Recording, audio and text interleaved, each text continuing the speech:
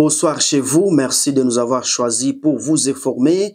Nous sommes lundi 31 mars 2025 et nous sommes là ce soir pour vous actualiser de ce qui se passe à l'Est ou à République démocratique du Congo. Chers internautes, donc de partout à travers le monde, il faut savoir que les forces armées de la République démocratique du Congo et FARDC et les combattants Wazalendo ont lancé une attaque coordonnée contre une position du M23 AFC à Kakuku. Kakuku, c'est un village situé à 6 km de Walikale centre sur l'axe Mubi, donc dans la province du Nord Kivu. Selon des sources locales, il faut savoir que les échanges de tirs nourris ont débuté dans la soirée du dimanche 30 mars et se sont étendus jusqu'au bureau du territoire de Walikale centre. Après les affrontements, chers internautes, il faut savoir que les combattants Wazalendo, les Waza se sont retirés vers une destination non précisée, affirment des sources dans la région. Mais pour le moment, il faut savoir que la situation a provoqué une panique généralisée parmi les civils déjà fragilisés par des mois de conflits et de déplacements massifs des populations. Pendant ce temps, il faut savoir que les combats se scrivent dans un contexte de tensions persistantes malgré l'annonce de cesser les faits par le terroriste, donc disons le M23, le 22 mars. Mais les groupes rebelles accusaient de renforcer ses positions à Walikale. Il faut savoir qu'il reste présent dans la zone malgré ces déclarations de retrait il y a quelques jours. Nous sommes toujours dans la province du Nord Kivu. Il faut savoir que des acteurs communautaires du territoire de Monsisi accusent les rebelles du M23, soutenu par l'armée rwandaise, d'avoir exécuté de manière atroce dimanche 30 mars 2025 un notable de l'agglomération de Nyabiara. Nyabiara, il faut savoir que c'est un village qui est situé à Kahira, donc dans le groupement de Bachali Mokoto.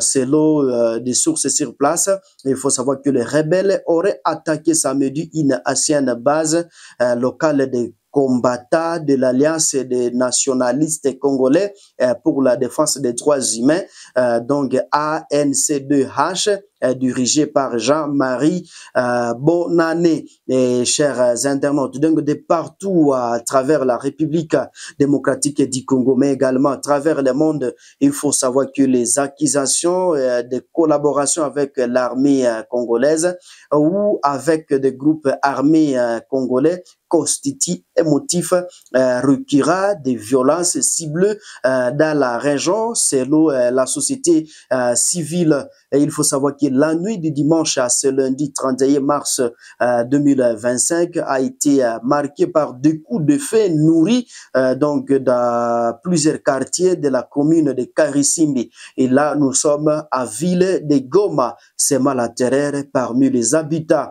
mais aussi selon des sources locales, chers internautes, il faut savoir que 3 corps sans vie ont été retrouvés ce lundi matin, tous tués par balle. Mais aussi le premier meurtre a eu lieu sur l'avenue Kassindi. Et là, c'est dans le quartier Katoyi vers 20 h. Et il faut savoir que c'est une femme tenacière des restaurants de fortune connue en tout cas pour ses plats de feuilles de manioc surnommés à ville de Goma. Sombe Kinono a été abattu par des individus armés. Mais la victime bien connue dans le voisinage de la maison communale de Karisimbi laisse derrière elle en tout cas une communauté endeuillée, tandis que les acteurs du crime restent toujours non identifiés pour le moment. Le deuxième corps a été découvert dans une mare de ça au quartier Mabanga Sud. Et selon certains habitants, il faut savoir que les rebelles du M23 seraient en tout cas responsables de cet acte. La victime, il faut savoir que la victime décrite comme un criminel dénoncé par la population aurait été abattu dans ces contextes. Et pour le moment, il faut savoir qu'un cas similaire a été signalé dans la partie nord de Goma, à la lucière du territoire de Nyiragongo, où un autre corps criblé de balles a été retrouvé. Mais aussi pour le moment, il faut savoir que des témoins attribuent également cette exécution aux rebelles du M23. Chers internautes, donc de partout à travers le monde, il faut savoir que la nuit et à Goma a été particulièrement éprouvante pour les habitants du quartier Kasika et Mapendo, Katindo, Majengo, Mikeno et d'autres zones de la commune de Karisimbi. Il faut savoir que le coup de feu au ressenti jusqu'aux premières heures du matin plongea donc la population dans une atmosphère de peur et de l'insécurité. Chers internautes, il faut, nous quittons donc la province du Nord Kivu, nous allons dans la province de l'Ituri. Il faut savoir que les forces armées de la République démocratique du Congo, FARDC, qui sont toujours appuyées par la MONUSCO, et il faut savoir qu'ils ont repoussé une attaque lundi 31 mars 2025 contre les sites de déplacés des RO. C'est là nous sommes dans le groupement de Buku, donc c'est dans le territoire de Djougou, dans la province de l'Ituri. Selon Charité Banza, il est membre de la société civile de la chefferie de Bahema au nord. Il faut savoir que cette attaque a été déjouée grâce aux alertes précoces transmises par la population et les autorités locales à temps réel. Mais également, je cite, cette tentative d'ingursion survient après plusieurs avertissements de la société civile sur le rassemblement des miliciens préparant donc des attaques contre les sites d'Hérault et Boule, a-t-il expliqué. Il faut savoir que ces actions interviennent dans un contexte d'affrontement persistant entre ces groupes natifs et les militaires ougandais de l'UPDF.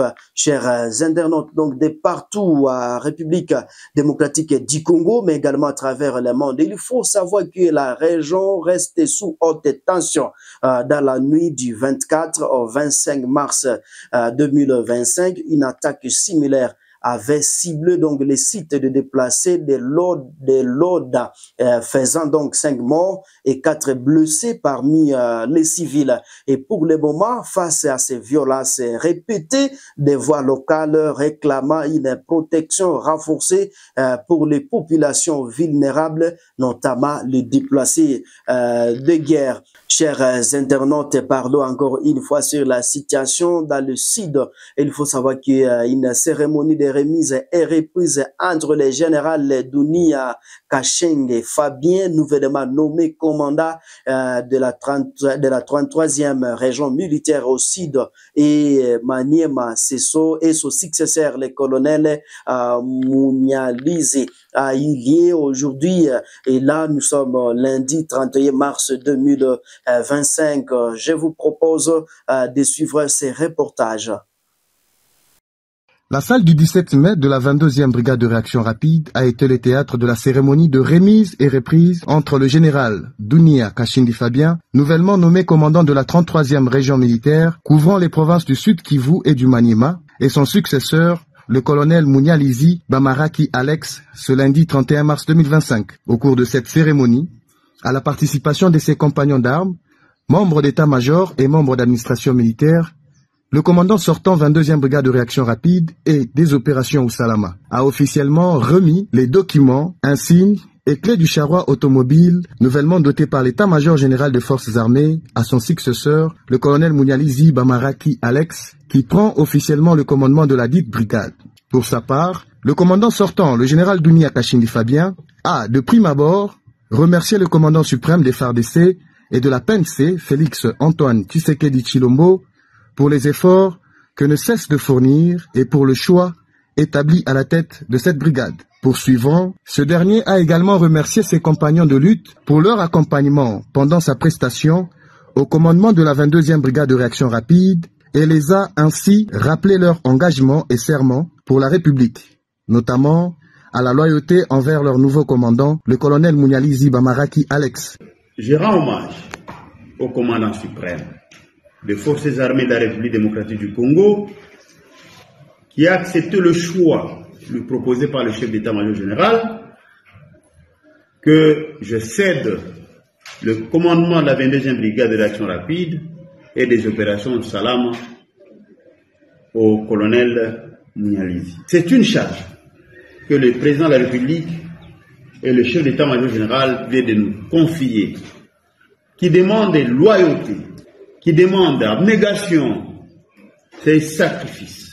Au commandant entrant, le colonel diplômé de haute stratégie et de défense Munyalizi Bamaraki Alex a premièrement remercié le Très-Haut qui a permis cet événement. Il a également rendu hommage au commandant suprême Félix Tshisekedi, ainsi qu'au chef d'état-major général des FARDC, le lieutenant-général Banzami Lambwe Jules, du choix établi à sa personne. Il a par la suite salué le travail abattu par son prédécesseur, le général Dunia Kashindi Fabien, à la tête des opérations militaires au sein de la province du Tanganyika. Et je ne manquerai pas de remercier les commandants suprêmes à travers les chefs d'état-major général qui ont porté leur choix sur ma modeste personne. Et je salue le travail avec votre état-major que vous aviez abattu avec abnégation, courage, rigueur et trop exigeant pour tenir la barre si haut de la 22e brigade.